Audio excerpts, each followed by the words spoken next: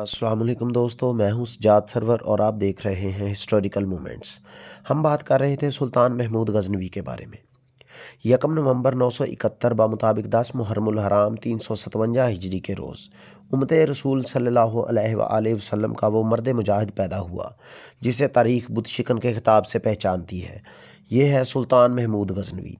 10 सदियाँ गुजर गई हैं, महमूद गजनवी का नाम ज़िंदा है। वो पैगाम ज़िंदा है जो वो गजनी से लेकर इस वक्त हिंदुस्तान आया था जब वो कुफरस्तान था और यहाँ ब्राह्मण और उसके खुदाओं के बुतों की हुक्मरानी थी। ये वो अजीम पैगाम था जो खुदाए जुल जलाल ने अपने रसूल सल्लल्लाहु अलैहि वसल्लम को गारे हीरा में दिया था। ये पैगाम एक शम्मा थी जिसे गारे हीरा की तारीकी ने नूर बख्शा था। अल्लाह के सिवा कोई मबूद नहीं और मोहम्मद सल्लल्लाहु अलैहि वसल्लम खुदा के रसूल हैं। और ये भी कि कोई इंसान किसी इंसान पर हुकूमत नहीं कर सकता। महमूद गजनवी का नाम ज़िंदा है, अजीम पैगाम ज़िंदा है, सोमनाथ ज़िंदा है। हिंदुस्तान के वो सारे मंदिर, वो बुत कदे ज़िंदा हैं जिनके बुत गजनी के महमूद ने तोड़ कर बाहर फेंके और इनके पुजारियों से कहा था कि मिट्टी और पत्थर के बुत इंसान के खुदा नहीं हो सकते। इनमें खुदाई की ज़रा सी भी रमक बाकी है तो इन्हें कहो कि अपने टूटे हुए टुकड़े जोड़कर मेरे जिस्म के टुकड़े कर दें। बुतों के टुकड़े ना जुड़ सके, महमूद के टुकड़े ना हो सके। महमूद ने इनके ऊपर अपनी फ़ौज गुजारी, प्यादा भी सवार भी। इसने थानीसर में भी ये मुजाहरा किया, सोमनाथ में भी किया। ब्राह्मण के खुदा इस्लामी फ़ौज के पांव तले पिस कर मट्टी के ज़र्रे और पत्थर के रेज़े बन गए। फिर महमूद गजनवी गजनी में मर गया। हिंदुस्तान की घंटियाँ और संग बज उठे। ब्राह्मण ने टूटे हुए बुतों की जगह नए बुत खड़े कर दिए। पूरे 1000 साल बाद दिसंबर 1971 में एक हिंदुस्तान से इसी बुतकदे से ये आवाज़ उठी, हमने इस्लामी शुजात और रवायात का बुत तोड़ दिया है। गुज़रे हुए माहो साल में कई और बुत टूट गए। ईमान का बुत, कौम किरदार का बुत, वक़ार का बुत, रवायात का बुत, उम्मते रसूल सल्लल्लाहु अलैहि वसल्लम की वहदत का बुत। हमारा कोई बुत सलामत नहीं रहा। ब्राह्मण के बड़े ही हसीन बुतों ने हम पर ऐसा तिलिस्म तारी किया है कि हम सब भुरभुरी मट्टी के बुत बन के रह गए हैं जिन्हें खुद पैदा करदा आंधियाँ खाती और उड़ाती चली जा रही हैं। वो मस्जिदें जो महमूद गजनवी ने यहाँ बनाई थीं वो वीरान हैं। वो बुतखाने जो उसने वीरान किए थे वो आबाद और पुररौनक हो चुके हैं। और बुत ये ताने दे रहे हैं कि मुस्लिम का खुदा कोई नहीं, मुस्लिम का खुदा कोई नहीं। बातल के बुत तोड़ने वाले कैसे होते हैं? हक का बुत किस तरह टूटता है?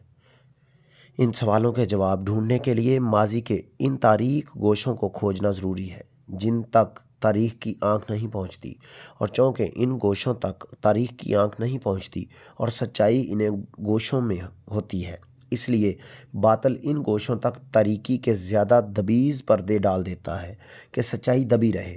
इसका नतीजा ये है कि बातल शिकनी की तारीख़ का चेहरा मस्ख हुआ और आज के दौर के दो कलमा गो तारीख़ दानों से ने भी लिख दिया कि महमूद गजनवी को ज़र्रो जवाहरात और ख़जानों से दिलचस्पी थी और बुत इसलिए तोड़ता था कि इनके अंदर ज़र्रो जवाहरात और पेश कीमत हीरे भरे हुए थे जो हिंदू अकीदे के तौर पर इन में डालते थे। सोमनाथ के बुत के मुतालिक भी यही कहा गया, मगर गैर मुस्लिम वर्खों ने लिखा है कि ये बुत अंदर से खोखला नहीं ठोस था। महमूद गजनवी ने इसे 8 टुकड़ों में तोड़ा और बाहर फेंका। जहां इसकी फ़ौज ने नफ़रत के इजहार के लिए इन 8 टुकड़ों के कई टुकड़े किए, फिर पूरी फ़ौज इन्हीं पीसती हुई गुजर गई। बातल द्रोग से फ़रोग पाता है और जब बातल शिकनों की औलाद द्रोग को बरहक मान लेती है तो हक के बुत टूट जाते हैं। तारीख़ के तारीक गोशों में झांकिए, 1000 साल पहले के ऐनी शाहदों की तहरीरें पढ़िए। ये तहरीरें बुझी बुझी सी हैं, मगर गौर करो तो कहानी मुकम्मल हो जाती है। बिखरी बिखरी कड़ियाँ भी मिलती हैं जिन्हें एक दूसरे से मिलाओ तो इस दौर के कई वाक़यात का पस मंज़र रोज़े रोशन की तरह चमकता सामने आ जाता है।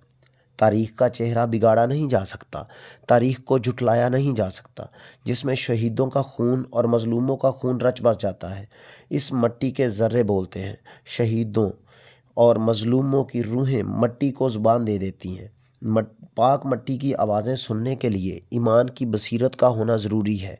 اس آواز کو سمجھنے کے لیے دل و دماغ میں اللہ کا نور ہونا ضروری ہے۔ ایمان کی بصیرت نہ ہو، دل و دماغ میں اللہ کا نور نہ ہو تو ہم اللہ کے دھتکارے ہوئے ان لوگوں میں شامل کر دیے جاتے ہیں جن کے متعلق قرآن نے فرمایا ہے کہ ہم نے ان کانوں میں سیسا ڈال دیا اور دماغوں کو سربمہر کر دیا ہے کہ ان کے لیے دنیا میں رسوائی ہے اور آخرت میں آگ کا عذاب، اور اللہ ہی جانتا ہے کہ وہ عذاب کس قدر بھیانک ہے۔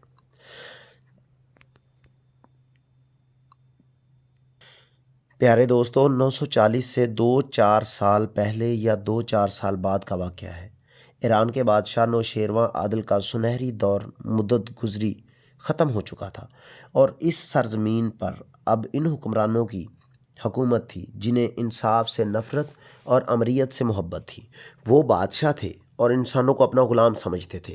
انسانوں کو غلام بنانے کا طریقہ یہ ہوتا ہے کہ عدل و انصاف کی بساط لپیٹ کر پھینک دو اور رایا کو بھوکا رکھو، انہیں بات نہ کرنے دو، گلا گھونٹ دو۔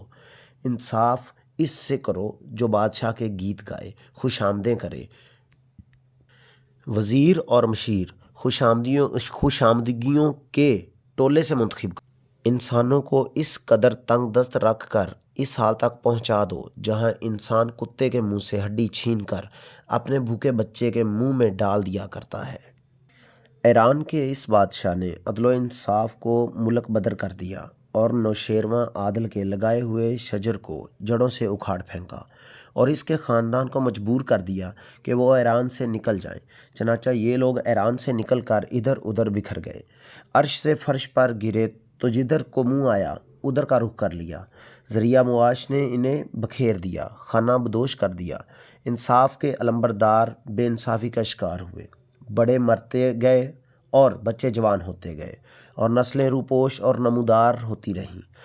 اسی نسل کا ایک شخص قرار الحکم بن قرار الارسلان، گھٹا ہوا جوان، چہرے پر آباء و اجداد کی عظمت کے نقوش نمایاں، مگر تنگ دست اور روزی کا متلاشی، بخارا کے ایک جنگل سے گزر رہا تھا۔ کسی نے ٹھکانے کی تلاش میں جا رہا تھا، تھک گیا جب تک نیا ٹھکانہ نہ ملا اور ایک درخت تلے بیٹھ گیا۔ قریب گھنی جھاڑیاں اور گھنے پیڑ تھے، ان کی اوٹ سے اسے بچوں کے ہنسنے کھیلنے کی آوازیں سنائی دے رہی تھیں۔ الحکم کو معلوم تھا کہ یہ کوئی خانہ بدوش خاندان ہے۔ وہ لیٹ گیا، بچے ہنستے کھیلتے دور نکل گئے، خاموشی طاری ہو گئی، اور خاموشی سے ایک مترنم آواز ابھری۔ آواز جوان تھی اور مقدس بھی، کوئی عورت تلاوت قرآن پاک کر رہی تھی۔ قرار الحکم پر وجد سا طاری ہو گیا، اس کی تھکن دور ہونے لگی۔ سنتے سنتے وہ بدک اٹھا اور اٹھ کر دوڑ پڑا، جھاڑیوں سے گھوم کر ادھر گیا جہاں خانہ بدوشوں نے 2 پھٹے پرانے پیوند لگے خیمے لگا رکھے تھے۔ ایک خیمے کے باہر ایک جوان لڑکی قرآن پاک پڑھ رہی تھی، وہ اپنی آواز کی طرح دلکش اور حسین تھی۔ 2 بوڑھے آدمی الگ بیٹھے رسیاں بنا رہے تھے، چند عورتیں اور 2-4 مرد بھی تھے۔ قرار الحکم کو دیکھ کر سب اس کی طرف متوجہ ہوئے، وہ ان کے درمیان چلا گیا۔ آپ کی اس بیٹی نے ایک آیت پڑھی ہے۔ الحکم نے بوڑھے سے کہا، مجھے اجازت ہو تو اس کی غلطی درست کر دوں؟ ضرور کر دو، ایک بوڑھے نے کہا۔ ہم نے نہیں سنا کہ یہ صحیح پڑھ رہی ہے یا غلط، آپ کو سننا چاہیے۔ الحکم نے کہا، آپ کہاں سے آئے ہیں؟ ہم ترک ہیں، بوڑھے نے جواب دیا۔ ترک مسلمان؟ وہ تو میں نے دیکھا ہے کہ آپ سب مسلمان ہیں۔ الحکم نے کہا، میں اس کی غلطی درست کر دوں۔ وہ لڑکی کے پاس زمین پر جا بیٹھا۔ لڑکی نے قرآن پاک سے سر اٹھایا۔ قرار الحکم نے دیکھا کہ لڑکی تو بہت خوبصورت ہے۔ لڑکی نے قرآن پاک بند کیا اور اپنے خاندان کے آدمیوں کی طرف دیکھنے لگی، جیسے پوچھ رہی ہو کہ یہ شخص کون ہے۔ قرآن کھولو، الحکم نے لڑکی سے کہا، تم نے ایک جگہ سے غلط پڑھا تھا۔ لڑکی نے پڑھا وہ لفظ، اس نے پھر غلط پڑھا۔ قرار الحکم نے اس کی غلطی درست کی۔ لڑکی نے اسے شکریہ کی نظر سے دیکھا۔ اس کا مطلب جانتی ہو جو پڑھ رہی ہو؟ دوستو، آج کے لیے اتنا ہی۔ اللہ نگہبان۔